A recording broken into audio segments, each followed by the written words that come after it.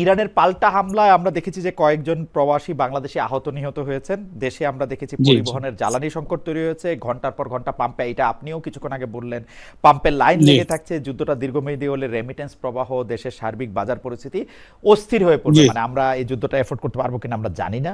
এখন ডিজেল সংকট মোকাবেলায় ভারতের দিকে হাত বাড়িয়েছে আমাদের সরকার। ভারত থেকে ডিজেল আমদানি করা হচ্ছে, ব্যবসা বাণিজ্যে, বিদ্যুতে, জ্বালানিতে ভারতের সঙ্গে সম্পর্ক রাখতে হবে।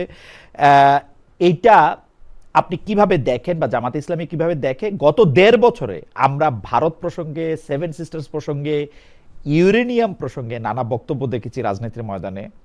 এবং ডক্টর মোহাম্মদ ইউনূস চীনে গিয়ে অনেকেই বলতেছেন যে মানে অকারণেই সেভেন সিস্টার্সের অভিভাবকত্বের কথা বলে এসছেন। এগুলি আসলে আপনি কিভাবে দেখেন? শেষ প্রশ্ন আমার।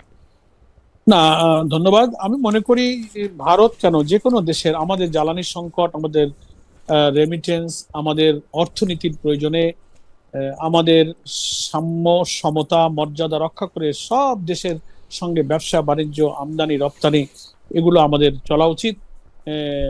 এখন তো গ্লোবাল ভিলেজ হয়ে গেছে দুনিয়াটা। আমরা জানালা দরজা বন্ধ করে দিয়ে তো রাষ্ট্র চালাতে পারবো না। সকলের সাথে আমাদের এই সম্পর্ক থাকবে।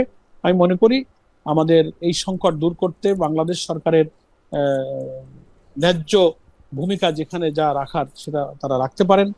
এবং আন্তর্জাতিক রাজনীতিতে বিগত অন্তর্বর্তীকালীন সরকার বা তার প্রধান হিসেবে ডক্টর ইউনূস কি করেছেন সেটার আর এখন আমার মনে হয় তিনি তার পলিটিক্যাল এবং ফরেন পলিসির কনটেক্সটে তিনি সেখানে যা করার প্রয়োজন তিনি তা করেছেন।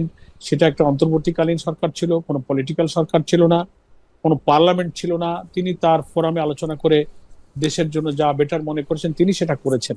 আমি এক্ষুনি আর সেগুলো নিয়ে কোনো মন্তব্য ঠিক করাটা আছে। সমীচীন মনে করছি আমার না। কাছে